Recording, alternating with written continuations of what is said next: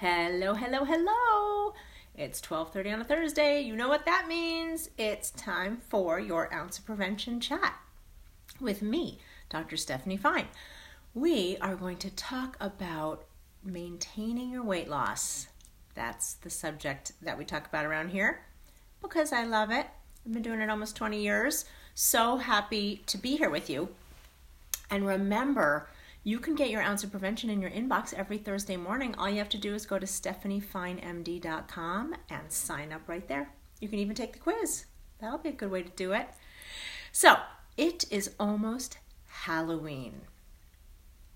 And I was going to say you could tell because there's candy, everywhere you look, but the truth is it's been around for quite a while. You know how things now start so early. And the main sentence that comes to my mind is don't invite the enemy in. The enemy has such a strong feeling around it. So I don't love saying it, but you get the point. Not inviting the enemy in. And when we're talking about Halloween, it's the candy. It's having the candy in the house. And the best day to buy Halloween candy if you are giving it out, and that's only if you're giving it out, right? I mean, certainly you can decide to have candy anytime you want, but if you're maintaining weight, a whole bag of fun-sized Snickers usually doesn't fit into that very well. But if it's something you like to have one of, or you are really good at parsing them out and it's hard to come by the fun size any other time of year, that's a whole different ballgame. But I'm talking about the unintended binges that can happen when you have bags of candy sitting in the pantry whispering your name. That's the issue I'm talking about. So the way that I have finally figured out how to deal with it for my own self is buying it on Halloween, which works great because it sort of doesn't matter what's left. Sometimes they're on sale. Like, it works out so well. You just buy it in the afternoon, and you're ready to give it out. And then now for afterwards, they have so many ways of getting rid of it. I mean, we send it to the 21-year-old troops who can certainly handle it. They're using lots of energy. So and that's usually in schools and all sorts of places they collect candy for this. So there's a lot of ways of dealing with it. And that is my favorite because when you get it much more ahead of time than a couple hours, you may be able to handle a bunch of days. You may even be able to handle weeks. But then there's that one day, and you never know when that day is going to be. So it's just so much safer.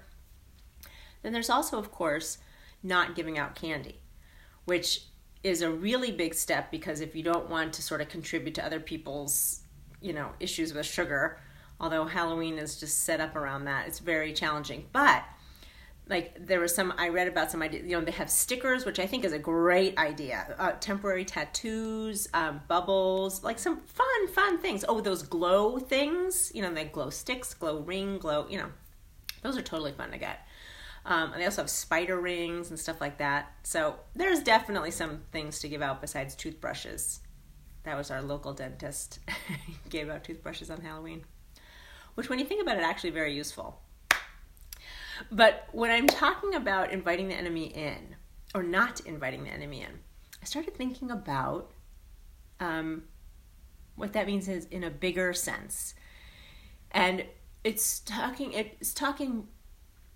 so having a clean environment, like if we were talking about with the candy, but having a really clean environment. So not having toxic relationships, not having people in your life that are too challenging or no longer belong or that sort of thing, jobs, ways that you're spending time that you don't want to be doing anymore.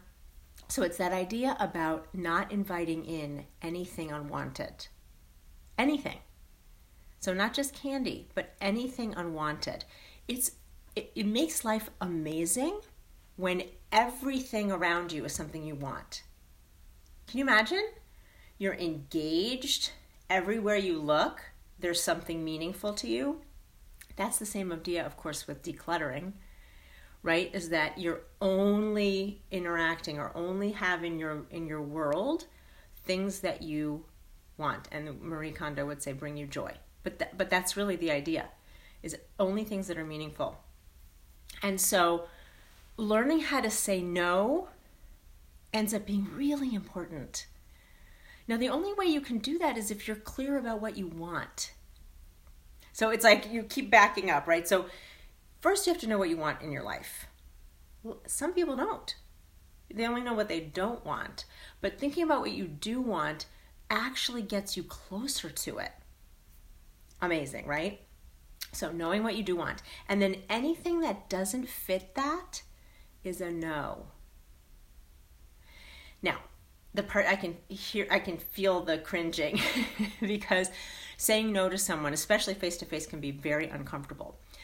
But it's not nearly as uncomfortable as the resentment, as the wasted time, as the regret, as all that, as at the self-flagellation for why did I get myself into this again? I can't believe I'm doing all that. So the discomfort with no is momentary. The discomfort if you say yes and regret it is much more difficult.